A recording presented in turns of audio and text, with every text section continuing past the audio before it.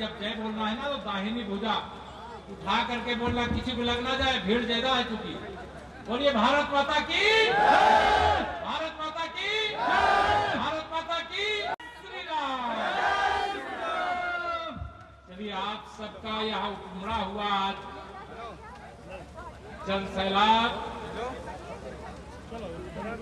बता रहा है कि 2027 में समाजवादी पार्टी अर्थात परिवार डेवलपमेंट एजेंसी सैथई के लिए प्रस्थान कर जाएगी और उत्तर प्रदेश सदा सदा के लिए गुंडागर्दी से, अराजकता से, माफियागिरी से मुक्त हो जाएगा। हो जाएगा, दोनों हाथ में बताओ, हो जाएगा ना? चलिए आप सब पर भरोसा है। आज मंच पर भारतीय जनता पार्टी के जो क्षेत्रीय अध्यक्ष हैं, जिनका उद्बोधन भी होना था, समय अभाव के कारण नहीं बोल पाए हैं, आदरणीय श्री प्रकाश पाल जी, जिनकी विधानसभा क्षेत्र में कार्यक्रम है, हमारे बहुत ही सरल स्वभाव के मंत्री परिषद के साथी और आप सबके विधायक श्री अजीत पाल जी, हमारे अंग्रेजी कैलेंडर के हिसाब से नए साल की शुरुआत माना जाता है। कल तक कोहरा था, लेकिन आज भगवान सूर्यदेव आशीर्वाद देने के लिए प्रकट हो गए हैं। आपको नए साल की बहुत बहुत बधाई देता, बहुत बहुत शुभकामनाएं देता।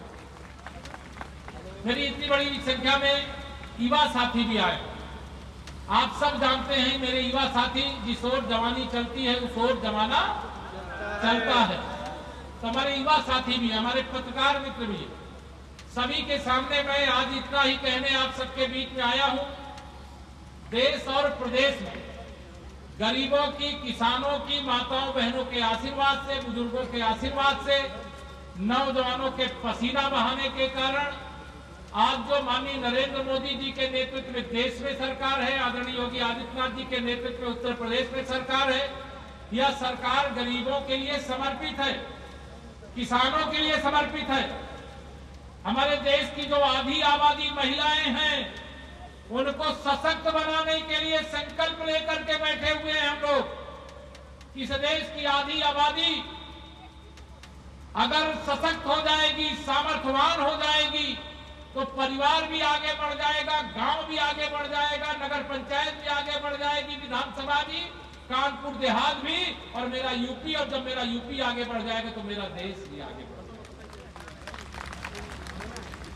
इसलिए मैं आप सबके सामने आज कोई और बात करूं उससे पहले कि इस समय अभियान चल रहा है। मैं नहीं जानता आप में से उस अभियान में कितने लोग लगे हैं। हमारे देश में लोकतंत्र है। भारत के संविधान को बनाने वाले बाबा साहब डॉक्टर भीमराव अंबेडकर जी ने, चाहे गरीब आदमी हो, चाहे अमीर आदमी हो, चाहे उच्च जाति, अग्रणी जाति का हो, चाहे पिछड़ी जाति का हो, चाहे अनुसूचित जाति का हो, सबको जब कोई चुनाव होता है तो सबको वोट देने का अधिकार दिया है। गरीब वोट दे तो भी एक गिना जाएगा, देश के राष्ट्रपति, प्रधानमंत्री, मुख्यमंत्री वोट दे तब भी उनका वोट एक ही गिना जाता है। तो संविधान के हिसाब से लोकतंत्र के अंदर जब आप वोट दे करके जिसको जिताएंगे वही विधायक बनेगा, वही सांसद बनेगा, फिर उसी पार्टी, जिसकी पार्टी के ज्यादा विधायक सांसद बनते हैं, उनकी सरकार बनती है। इस समय मतदाता सूची का शुद्धिकरण चल रहा है। आप बताओ, जो मतदाता सूची का शुद्धिकरण चल रहा है, किसी को मालूम है? जिनको मालूम है जरा हाथ उठा के बताओ, मालूम है? बहुत लोगों को नहीं मालूम है। आप सबसे कहना चाहता हूं, आने वाले समय में जब चुनाव होंगे 2027 में, अगर आप चाहते हो कि गरीब आदमी अमीर आदमी बन जाए, मेरे हर नौजवान के हाथ में रोजगार आ जाए, जो हमारी माताएं बहनें हैं, माननीय प्रधानमंत्री जी ने कहा है देश में 3 करोड़ महिलाओं को लखपति दीदी बनाने का काम करेंगे, और हम उत्तर प्रदेश में 1 करोड़ लखपति दीदी बनाने का संकल्प लेकर के आए। नए साल में आपके सामने ऐलान कर रहे हैं 1 करोड़। तो आप सबको, जो महिलाओं को लखपति बना दे, अगर ऐसी सरकारें चाहते हो तो आपका नाम मतदाता सूची में होना चाहिए। अगर मतदाता सूची में नहीं होगा तो आप आने वाले चुनाव में वोट नहीं डाल पाओगे। इसलिए मैं आप सब लोगों से कहूंगा कि मतदाता सूची के शुद्धिकरण का SIR का जो अभियान चल रहा है उसमें जो लोग हिस्सा ले लिए उनको अभिनंदन, और जो नहीं ले पाए हैं अभी शायद 6 जनवरी को चुनाव आयोग सूची प्रकाशित करेगा। जिनका नाम छूट जाए, अगर हम देश के सच्चे सिपाही हैं, भारतीय जनता पार्टी के समर्थक हैं, अगर माननीय नरेंद्र मोदी जी के हाथों को मजबूत बनाना चाहते हैं, अगर हम विकसित भारत और विकसित उत्तर प्रदेश बनाना चाहते हैं, तो अपना नाम मतदाता सूची में जुड़वा करके 2027 में भी कमल का बटन दबा दीजिए, कमल का फूल खिला दीजिए। ये मैं आप सब लोगों से कहने के लिए आया।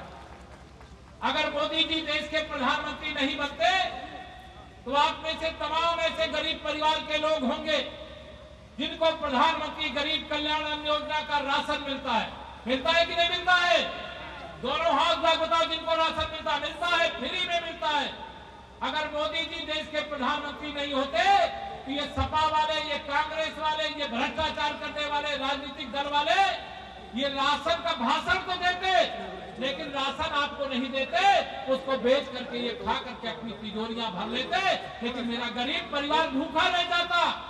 लेकिन जब गरीब माँ बाप का बेटा देश का प्रधानमंत्री बनता है तो उन्होंने कहा कि मैं जानता हूं, उन्होंने गरीबी में जीवन जिया, हम लोगों ने भी गरीबी में जीवन जिया।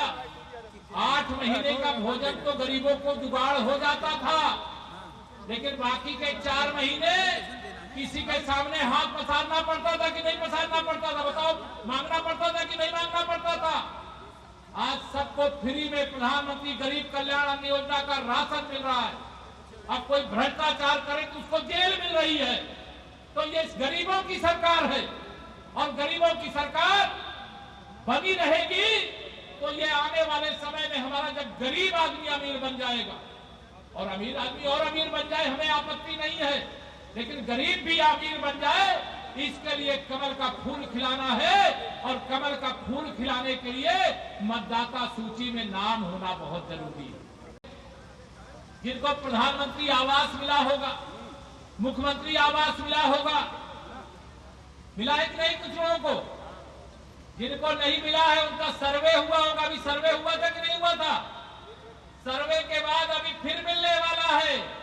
3 करोड़ और आवास, 4 करोड़ दे चुके हैं, 3 करोड़ लोगों को और घर देने का काम किया जाएगा।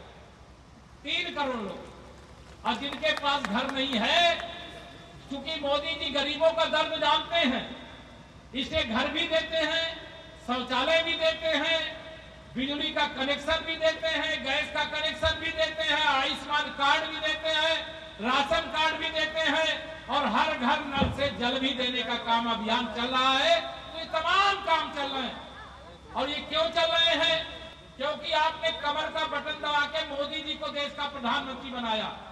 अगर मोदी जी देश के प्रधानमंत्री नहीं बनते तो गरीबों के नाम पर योजनाएं तो बनती, लेकिन पहले की सरकार कहती थी कि हम दिल्ली से या लखनऊ से 1 रुपया भेजते हैं गरीब के लिए, तो उसके पास 15 पैसा पहुंचता है, और 85 पैसा कहां जाता था? ये कांग्रेसियों के, सपाइयों के, आरजेडी वालों के, भ्रष्टाचार करने वाले दलों के, उनके कार्यकर्ता खा जाते थे, उनके नेता खा जाते थे, उनके मंत्री खा जाते थे। लेकिन मोदी जी ने कहा है, न खाऊंगा न खाने दूंगा, और जिसने भी मेरे देश को और मेरे देश के गरीबों को लूट करके खाया है, पाई पाई वसूल करके उन्हीं की भलाई में लगा दूंगा। ये मोदी जी ने कहा है। और इसलिए मैं आप सबको कहना चाहता हूं, आज साल का पहला दिन है 2024 के लोकसभा चुनाव में। ये विपक्ष के लोगों ने बहुत दुष्प्रचार किया था, जनता के बीच में कह दिया कि भारतीय जनता पार्टी के अगर 400 सांसद जीत जाएंगे तो यह संविधान खत्म कर देंगे। संविधान के दुश्मन कह रहे थे संविधान हम खत्म करेंगे। हम संविधान के पुजारी हैं, बाबा साहब डॉक्टर भीमराव अंबेडकर के पंचतीर्थ बनाने वाले हैं। हम वंदे मातरम की 150वीं वर्षगांठ बना करके देश को जगाने वाले हैं। हम सरदार वल्लभ भाई पटेल की 150वीं जन्म जयंती मना करके राष्ट्रीय एकता का संदेश देते हैं, क्योंकि अगर सरदार पटेल जी नहीं होते तो इसी देश में 565 और देश बन गए होते। इसे सरदार पटेल जी को नमन करते हैं। वंदे मातरम की रचना करने वाले बंकिम चंद्र चट्टोपाध्याय जी को नमन करते हैं। और परम पूज्य अटल बिहारी वाजपेयी जी का जन्म शताब्दी वर्ष है। जन्म शताब्दी वर्ष पर पूज्य अटल बिहारी वाजपेयी जी को भी नमन करते हैं, क्योंकि उन्होंने परमाणु शक्ति संपन्न राष्ट्र बनाने का काम भारत को किया है। तो ऐसे अनेक महापुरुषों, राष्ट्रीय स्वयंसेवक संघ जिसका मैं स्वयंसेवक हूँ, उसका भी शताब्दी वर्ष है। जिसके सबसे प्रचारक माननीय नरेंद्र मोदी जी, ऐसे अनेक अनगिनत लोग हैं जिन्होंने रामलला का भव्य मंदिर बनाया, जिन्होंने जम्मू कश्मीर से 370 हटाया, जिन्होंने भ्रष्टाचार मुक्त भारत बनाने, भ्रष्टाचार मुक्त उत्तर प्रदेश बनाने की दिशा में एक लंबी छलांग लगाई। आज जब मोदी जी देश के प्रधानमंत्री बने थे तो हमारे देश की अर्थव्यवस्था 11वें नंबर पर थी। आज 1 जनवरी 2026 को भारत की अर्थव्यवस्था 4थे नंबर पे आ गई। दुनिया के 4थे सबसे अमीर देश है। पहले आतंकवादी हमले होते थे तो हमारे देश के प्रधानमंत्री अमेरिका के सामने गिड़गिड़ाते थे, लेकिन अगर आज भारत पर आतंकवादी हमला हो जाए तो सर्जिकल स्ट्राइक, एयर स्ट्राइक और ऑपरेशन सिंदूर करके पाकिस्तान के आतंकवादियों के अड्डे को तबाह कर देने का काम किया जाता है। आपने यह शक्तिशाली भारत बनाने की ताकत कमल का बटन दबा करके, कमल का फूल खिला करके, कमल के फूल पर विधायक और सांसद जिता करके दिया है। ये विपक्ष वालों के पास कोई मुद्दा नहीं है। ये जाति के नाम पर गुमराह करते हैं, जातिवाद करते हैं, परिवारवाद करते हैं, तुष्टीकरण करते हैं, मतदाता सूची के नाम पर दुष्प्रचार कर रहे हैं, लेकिन अंदर अंदर मतदाता सूची के काम में वो भी लगे हैं और जिनका तुष्टीकरण करते हैं उसमें से भी अधिकांश लोग उन्हीं के लिए लगे हैं।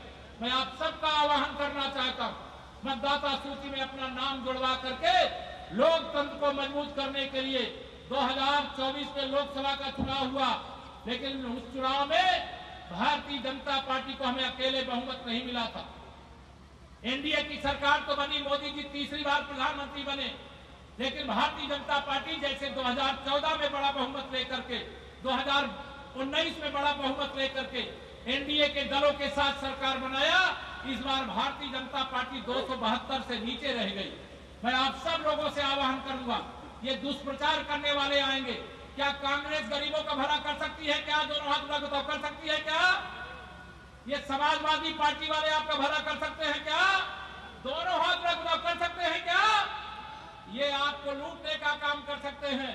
इनके गुंडे, अपराधी, माफिया आपकी जमीनों पर कब्जा कर सकते हैं। ये तुष्टीकरण कर सकते हैं, ये आतंकवादियों के मुकदमे वापस ले सकते हैं, अपराधियों का संरक्षण कर सकते हैं, ये जातिवाद कर सकते हैं, लेकिन ये गरीबवाद और विकासवाद कभी नहीं कर सकते। बिना भेदभाव के काम नहीं कर सकते। लेकिन हमारे प्रधानमंत्री जी ने कहा है सबका साथ, जोर से बोलो, सबका साथ सबका विकास, सबका साथ सबका विकास, कोई भेदभाव नहीं। हो रहा है कि नहीं हो रहा सबका साथ सबका विकास? दोनों हाथ उठा बताओ, हो रहा है कि नहीं हो रहा है? क्या जो सपा कोड देता है उसको राशन नहीं मिल रहा, ऐसा है क्या? जो किसान सम्मान निधि पाते हैं क्या केवल भाजपा वाले हैं कि सभी लोगों को मिलती है? जो किसान है उसको सम्मान निधि मिलती है, आयुष्मान कार्ड मिलता है, आवास मिलता है, शौचालय मिलता है, गरीब कल्याण की जितनी योजनाएं, सारी योजनाओं का लाभ मिलता है। मैं आप सब लोगों से आज यहाँ पर यही कहना चाहता हूँ, 2027 के लिए कमर कस करके तैयार हो जाइए। तैयार हो? दोनों हाथ उठाओ, तैयार हो?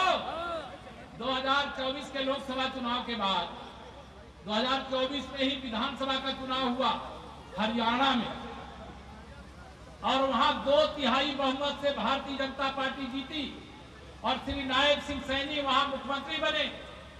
फिर महाराष्ट्र में चुनाव हुआ, वहां पर भी भारतीय जनता पार्टी प्रचंड बहुमत से जीती और देवेंद्र फडणवीस जी वहां मुख्यमंत्री बने।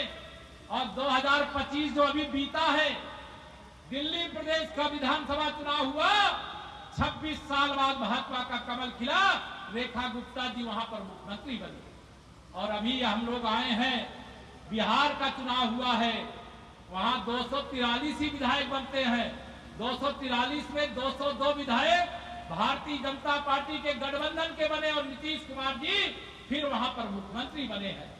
और जब से नीतीश कुमार जी के नेतृत्व में भी हमारी सरकार बन गई है, तब से श्री अखिलेश यादव जी का ये मानसिक संतुलन बिगड़ा हुआ। बिगड़ा है कि नहीं बिगड़ा? बताओ जोर से, बिगड़ा है कि नहीं बिगड़ा है? रोज उल जुलूल बयान देते हैं, कब क्या बोलते हैं, कब क्या कहते हैं, और उन्हीं के ढर्रे पर उनके पार्टी के विधायक सांसद भी चलने लगे हैं। लेकिन उनको ये मालूम नहीं है, जैसे आरजेडी का सुपड़ा बिहार में साफ हुआ, वैसे समाजवादी पार्टी का सुपड़ा 2027 में यूपी में भी साफ होगा। साफ होगा कि नहीं साफ होगा? साफ करने का काम करना है।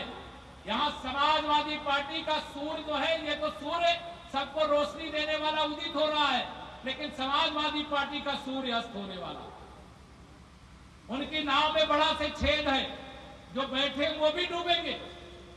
वो फर्जी पीडीए की बात करते, ध्यान रखना। वो पीडीए कहते हैं पिछड़ा, दलित, अल्पसंख्यक। अगर कोई सफाई आवे, वैसे आजकल लाल टोपी पहन करके सफाई दिखाई नहीं देते। दिखाई देते हैं क्या? दिखाई नहीं देते। लेकिन अगर आवे तो उनसे पूछिए, श्री अखिलेश यादव 2012 से 2017 में जब मुख्यमंत्री थे, तब पीडीए की याद आई थी क्या? तब तो जातिवाद, परिवारवाद और तुष्टीकरण था। और जब सत्ता से बेदखल हो गए तो आपको पीडीए याद आ रहा है। पिछड़े वर्ग के लोग, दलित वर्ग के लोग, अगड़े समाज के लोग तुम्हारे भरमाने में, भड़काने में आने वाले नहीं हैं। ये जो गुब्बारे में हवा 2024 में झूठ बोल करके आपने भर लिया है, उस गुब्बारे की हवा 4 राज्यों में भाजपा का कमल खिल चुका है। विजय का चौका लोकसभा चुनाव के बाद हम लगा चुके हैं। पश्चिम बंगाल में भी कमल खिलने जा रहा है। इसलिए मैं आप सब लोगों से निवेदन करके जाऊंगा, 2026 में एक तरफा प्रचार करिए, मतदाता सूची में अपना नाम दर्ज करवाइए, और समाजवादी पार्टी की हैसियत उत्तर प्रदेश में एक 4 पहिया गाड़ी में बैठ करके जाने वाले जो संख्या होती 6-7 लोगों की होती है, इतने ही विधायक 2027 में इनके बनने वाले, इससे ज्यादा बनने वाले नहीं है। 2017 से भी बुरा हाल इनका होगा। इसे मैं लंबी बातें ना करके मुझे 1-2 कार्यक्रमों में और जाना है। आप सब इस कड़ाके की ठंड में भी इतनी बड़ी संख्या में आए।